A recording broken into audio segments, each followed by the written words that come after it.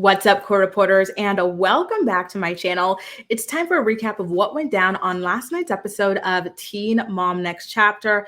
And poor Leah Shirley really took the brunt of the episode, and we'll get into why later. To be honest with you, I didn't like the way that she was used in the episode.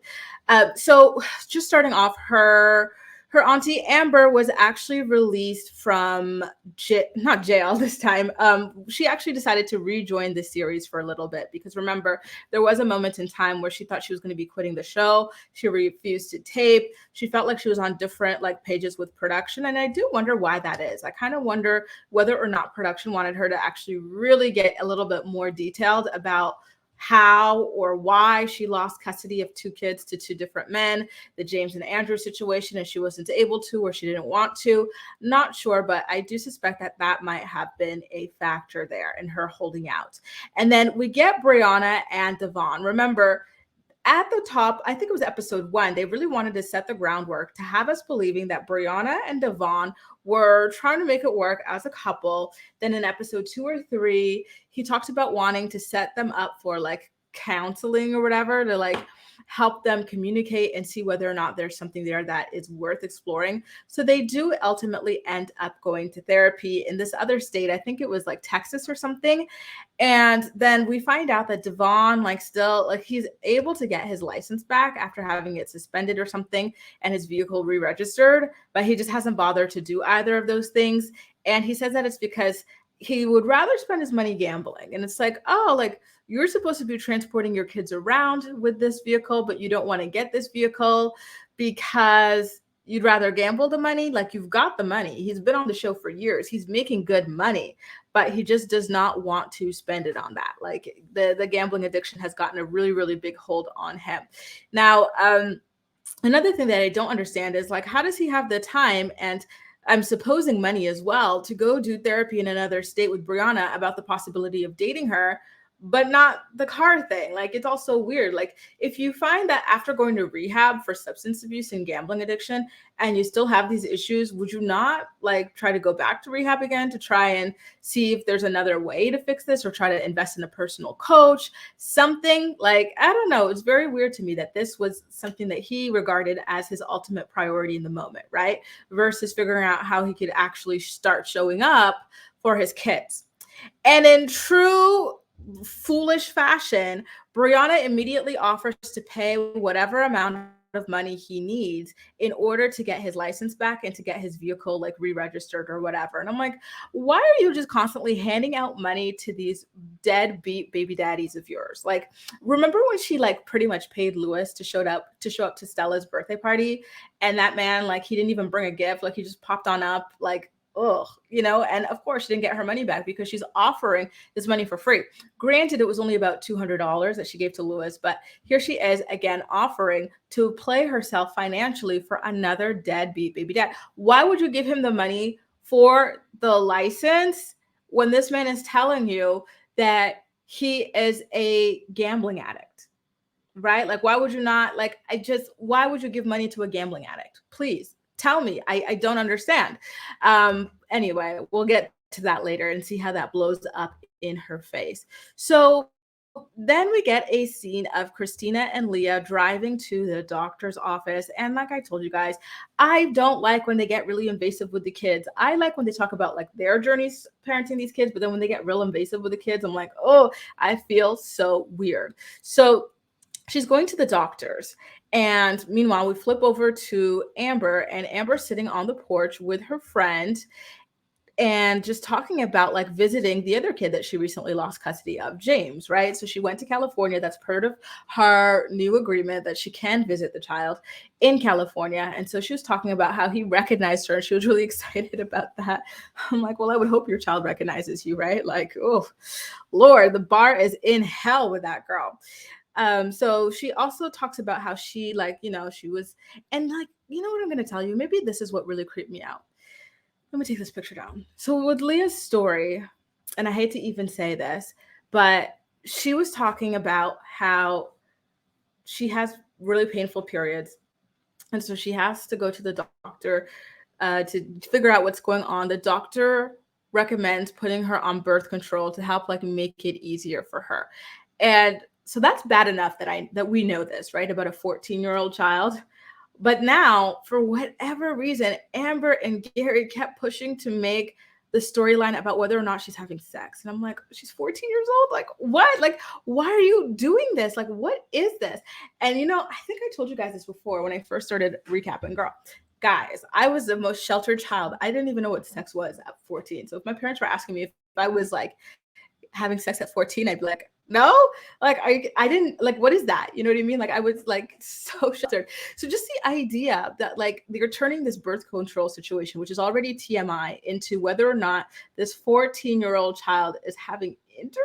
Like it's painful to even say it. Like it just feels so wildly inappropriate, right? So Amber starts talking about how she started like, you know, having intercourse when she was 16 years old, and then she got pregnant. And she does one thing that I really did like her saying was that she talks about Gary and Christina raising Leah. She talks about how Leah is better off with the two of them because she has been struggling with drug addiction for a while and whatnot, and she just was not able to be there as like, you know, a good mom for Leah. So it's nice that she at least has some sort of a stable family, even though they are putting this sort of storyline out there about her on TV, you know. Now, oh Lord, rehab Ryan, let me put a picture of him up. So we get like this news bulletin of a news anchor announcing that Ryan pled guilty to harassing his estranged wife, Mackenzie Standifer. And then we quickly cut to him spending time with his parents and kids before his mom, Jen, I thought I put a picture of him up. Hang on. Before his mom, Jen, tells him that she and Larry looked into another rehab place. And this guy, he like flat out claims that he's not on drugs. Like, oh, stop it. Like, stop. You were on drugs. We saw you get arrested. And then they said you were like drugged out when you got arrested. Like, what are you talking about? You're not on drugs. What? Like, he's so like, who are you fooling? Just get real. If you want to actually beat this, be honest. Like, your parents already know you're on drugs. Like, why do I keep saying that? I don't want to get demonetized. You know, your parents already know, like, you know, you're cracked out. So like, you got to be honest about like where you're at so that they can actually help you. And they're not judging you for it. They want to help put you back in rehab again, you know?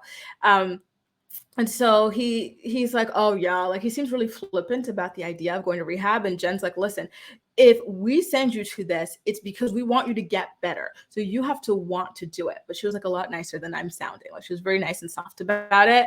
And so he's like, yeah, look, I'd be down to go. And then he starts modeling off his little ankle monitor.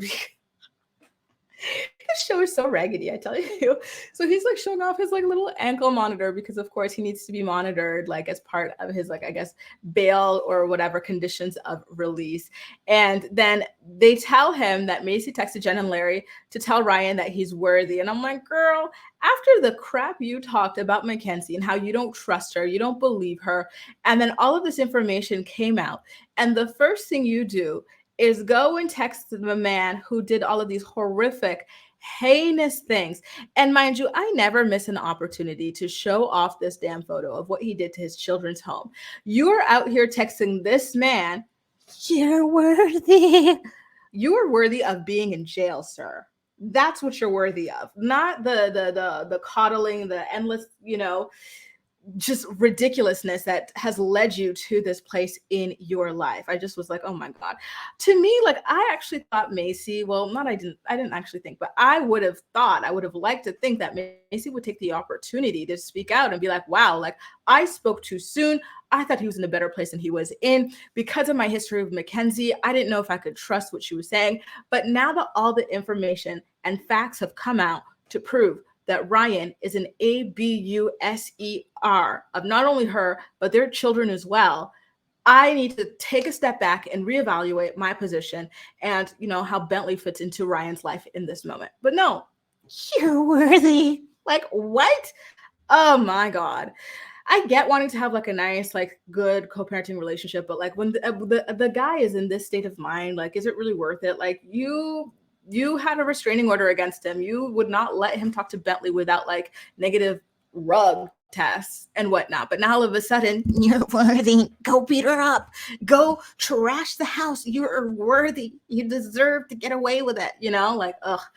Anyway, Larry has a very serious heart-to-heart with Ryan here. He's like, Ryan, listen, like your kids could go down these footsteps. Something bad could happen to your daughter, and you might not be there to protect her.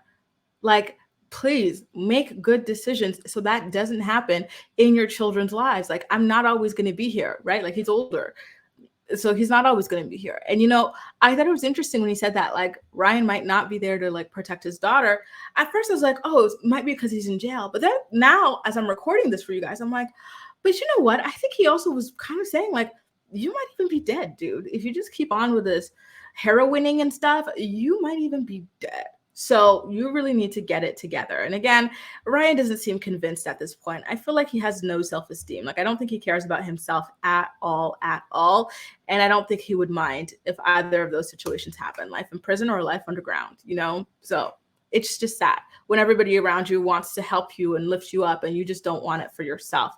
Now, oh God, Ashley and Bar. So one thing I will say, though, is I really love the way that Ashley got Bar together. He called, and again, he's complaining that the lady is not prioritizing his late-ass papers. So now they have to push his hearing back by 2 weeks and whatnot. And Ashley's like, you know what?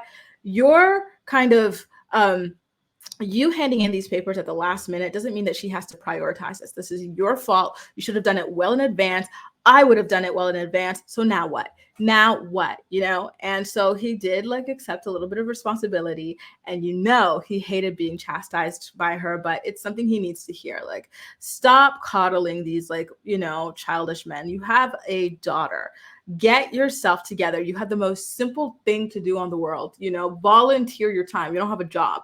Go volunteer, do something with your life, right? And then go hand in papers and get them signed. And you couldn't even do that at the risk of not seeing your daughter for the rest of her childhood, please. So anyway, she talks about how she regrets planning a wedding to him at this point. She's like, this guy can't even like do this simple thing, right? Like, he's facing jail time because he couldn't do the easiest thing in the world. Like, why am I planning a wedding? Like, I put $20,000 down for this venue and everything. Like, ugh. And I'm like, yeah, well, this is why. Like, you date on your level, you marry on your level. What are you doing? Stooping down to get with this guy? Come on, Jesus. So, but mind you, I bet he's not even doing a damn thing to help with the wedding planning. He can't even be like, oh, like I forgot to, I was so busy helping you plan our wedding that I couldn't. No, he's doing literally nothing all day. I don't understand what some of these ladies are attracted to these days. I don't. Now, okay, so we're back to Leah and her period and stuff. And I'm like, so why include it in my recap? It was such a big part of the episode that I'm like, oh God, I feel like it's forcing my hand. But at the same time, every time I talk about it, I'm like, why do we have to talk about this 14-year-old's period and potential ex-life, right? And like her birth control instead of, what about this? Since we're going to talk about people's bodies, I'm just going to say this. Why don't we talk about Ozempic? Why don't we talk about Ozempic and whether or not that is being used in the Shirley household? Because a miracle has happened, and it just so happens that all of this weight is being lost when this miracle weight loss drug is out, and and a lot of people are using it to lose weight all of a sudden. Why don't we talk about that? Since we're so comfortable talking about bodies, why don't we talk about our own as grown-ass people instead of putting children out there to kind of take the bullets for us? Like, that's just, I really cannot stand this. So they talk about Leah. So he calls Amber and he's like, yeah, by the way, Leah's comfortable talking about this on camera. Everybody knows that children cannot give consent. They are children. So the fact that they always use this as an excuse to air out really deeply intimate, private, personal information is so beyond ridiculous to me. They should know better and they should be more protective, right? And again, like the ex-life stuff, they talk about that again. And I'm like, oh Lord, like this is the 4th time I'm hearing about this. I'm cringing. This is too much. Now, we do get a scene of Macy and Ryan meeting up at a restaurant to talk about like his upcoming rehab stint and then how he was suicidal for a little bit. That came out in like the latest arrest. And one thing, again, like I said earlier, I don't think Ryan has any self-esteem. I don't think he cares about himself at all. And I think it's very evident. One thing about him, even if you go back and rewatch this episode, he doesn't feel sadness for himself about his situation. The only time that you will ever see him getting emotional is when the people in front of him are getting emotional, right? So when his dad gets emotional about how he's not always going to be there to protect Ryan's daughter for him, Ryan gets sad and starts tearing up. But like not when they're talking about him and how he needs to like get clean. Like he doesn't care, right? And then when Macy is talking to him about like his rehab and going back, he's very like chill, whatever. But then when she brings up his suicidal stuff, like she's like, listen, like we would miss you, like we care about you and stuff. That gets him emotional. Like he needs to know that people care about him, which I don't understand why he doesn't feel that way. Because I feel like his parents are like, you know, they coddled him, right? He was probably breastfed until he was 18 years old. That's how much they coddle this child. So I don't know why he doesn't feel that way, and he really needs, like he's desperate, like he yearns for this still at this, you know, like what happened to you, Ryan? Why do you feel this way about yourself? Why don't you put yourself on, you know, I don't know. It's just, yeah, go take a look. You'll see when it comes to himself, no emotion, neutral. But when it comes to other people, very, very emotional. Oh, Lord. Anyway, we're back to Bar and Ashley. Girl, I told you last season not to marry this man, but you went ahead and married him anyway. But let's continue.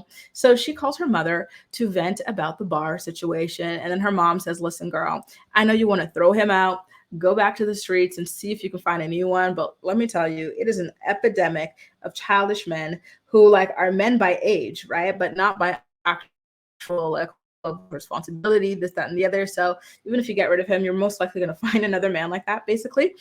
And so I wonder if that kind of, like Ashley kind of agreed with that, because there was a time when they broke up and everything, right? So she has seen how ghetto it is outside. So maybe she's thinking like, you know, she'd rather stick with Bar and his eyebrows than to throw him out. Though I do think she would be better off alone, to be honest with you, until like the best possible guy comes through. Because it's like, just because you leave Bar doesn't mean you have to immediately find someone else. You know what I mean? Like, who cares? Just if you feel like you could do this best on your own and that he's not adding anything to your life, then you know your decision, right? Now let's go back to Briana. The way that this girl has maybe two and a half brain cells up in her head is wild to me, right? So after doing their therapy session, she leaves the Airbnb and Devon decides that he is going to stay there and like visit some friends or whatever. He's like, yeah, I've got some friends in Texas. I want to see them. And so she's like, all right, I'm going home. And I'm like, they made it seem like it was a last minute decision or something like that. And I'm like, why would this be like taped this way? Like I would have thought that they had a discussion about this, because I'm pretty sure it's Briana who rented the Airbnb and dealt with production and coordinating that. So I don't know, something about it felt off already. And then when Briana holds up her phone to her friend Shirley and shows what Devon was really doing when he stayed there, oh my God, like my jaw hit the floor. It was worse than I even thought. I thought he was going to be like with girls or this, that, and the other, but no. He posted on his Instagram a photo of him with like a stack of cash. It's a pretty thick stack because they're ones. Because guess what? This is what he says. At the strip club, sponsored by my baby mama. How deeply disrespectful is that? You know what I mean? Like, is that the cash that Briana just gave you to get your to get your license back in order and your car situation so that you can see your kids? You took it to go to the strip club and brag that like your baby mama gave you money? Oh my God, you know, this is what Ashley's mom is talking about when it comes to the caliber of men available out there. Like, what? Oh my God. Like, so many of these girls are just dealing with guys that drag them down. It's wild.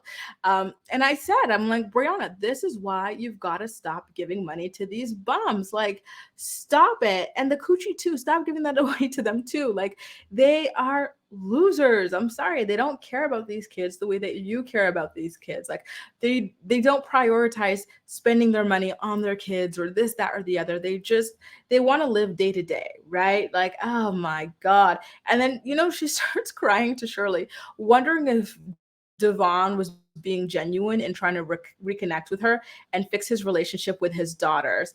And I'm like, girl, why do you even want to reconnect with this man anyway? Answer that, right? Like, the only thing you should be worried about is whether or not he really wants to fix his relationship with his daughters. And by the way, in that photo that Devon posted of himself in the script club,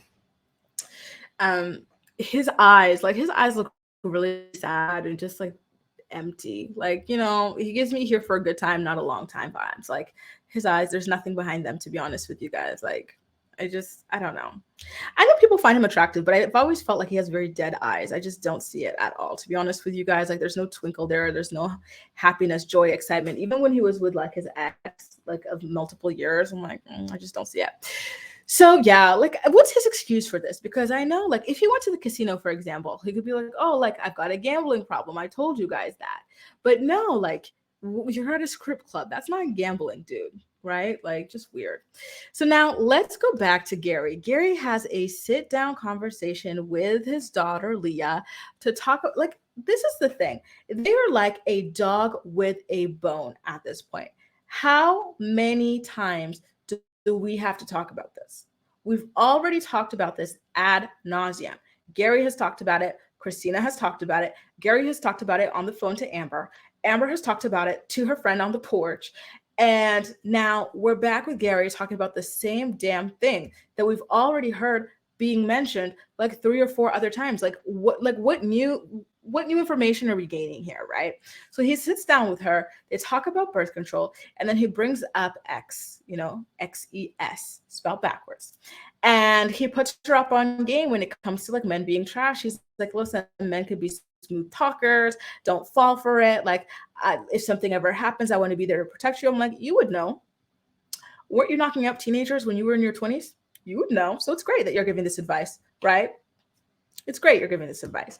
So anyway, Leah, thank God she's got Christina, because she says, listen, if something does happen, I think that I would be most comfortable going to Christina first because she would share a similar perspective to me as a woman and whatnot. I'm like, yes, go girl. And again, when you look at this girl and you see she's 14 years old, Amber was what, 2 years older than her when Gary started getting with her in his 20s. Like, isn't that creepy when you think about it? Like, children. Ugh. And on top of that, she was his brother's friend. So he would have met her when she was even younger than that, right? Not good. Now, Leah does do her confessional. Is this the first time she ever has her own solo confessional? Because she talks about birth control again and how uncomfortable and awkward it could be to talk about it, but it's important. And then she talks about how she's not ready to have a kid anytime soon. So there they go, talking about the ex life again, It's just weird. This is what we've been saying, right? That like there's a reason they're dragging out this show that is tanking in the ratings. No fresh new dynamic storylines are being added. There's a reason. And we started to see why this episode. And so, yeah, she's like, I want to go to school. I want to do this. I want to do that. I want to be comfortable before I have kids. My parents were teen parents, and they talk about how difficult it was. So now, Macy, she's driving home after her conversation with Ryan at the restaurant, and she talks about the mutual support that they have for one another and whatnot. And she has no comment on the harassment charges that he pled guilty to, despite supporting him for 2 episodes straight. And I'm like, girl, like, this is your perfect opportunity to be like, I spoke too soon. I never should have put down Mackenzie, questioned her, or whatever, or I regret questioning her and whatnot. But now that I've seen for myself all of the information, and now that Ryan has accepted blame and responsibility for what he did to her, which is a BUSC her, I, blah, blah, blah. And then continue supporting him if you choose to. But the fact that she just completely refused to acknowledge it and whatnot, didn't love it. So we do cut to Ryan packing his bags and then being sent off by his parents and Bentley to the rehab facility that would do nothing for him because, spoiler alert, he leaves and then gets arrested all over again. I'm pretty sure that's why he's back in jail and rehab again. And yeah, I don't know. Lord, like, is this? I feel bad for his parents when I watch like his scenes. Like, it just looks exhausting. I'm like, is this the parenthood y'all say all of us should be signing up for? It's fulfilling and exciting. Like, this looks miserable to me. I'm sorry, but like having a child like this looks absolutely miserable. Like, you would think like they're all grown, you're so excited, like they're gonna have a nice, like fruitful life, and then you get to like, have your own life again, and this, that, and the other, and then it ends up like this. Oh my God, I would be miserable. I would be crying like hell. Like, oh my God, Lord, especially at their age, you just want to have peace in your golden years, but you can't, because your child, unfortunately, has fallen victim to addiction. And that is something that is all consuming for them, for you, for your grandkids, obviously, when you look at this sort of information and these sorts of pictures and videos. And it's like, or you just spend the rest of your life worrying. Now, he talks to his mom and he looks very like sad and empty when he's like, I'm not going to let drugs destroy me. And then he says like, I'm still alive. And the way he said that, I'm still alive, something about it felt very sad. To me, it felt like it wasn't with joy. It wasn't with hope. It was just like flat. I'm still alive. Like, you know what I mean? Like, I don't know. I feel like he's suffering a lot and he doesn't want to suffer anymore, which is really sad, right? Now, so they roll the credits and everything. And I gotta say, when Devon was in the backseat of that car headed to the airport after spending all of Brianna's money on stripper booty cheeks, he looked drunk. He looked drunk as a skunk. Like he was all slouched over. I don't know if he was wearing glasses or whatever, but like his posture was just drunk AF, Reminds me of like a few words after some wild nights. Like I was like, oh God, like another one where you're like, what am I going to do with you? I kind of feel bad for Brianna, but you would think she learned her lesson at this point on giving money to these deadbeat baby daddies. And she's so excited. She's like, I would give him 10,000. I would give him 20,000. That's my baby daddy. Girl, stop right now. Like, stop being so like easy to give money, easy to get money from. You have to have stipulations. These have to be loans. Stop it. You're enabling these people. Okay? It's nothing to be proud of, in my opinion. You're enabling these fools. So stop it, please. Anyway, you guys, that does it. A recap of what went down on last night's episode of Teen Mom Next Chapter. And as usual, I'm more excited to hear what you have to say about everything. So please make sure to leave all of your thoughts and opinions in the comment section down below and we'll chat. That's all for now. Thank you so much for watching and I'll see you next time.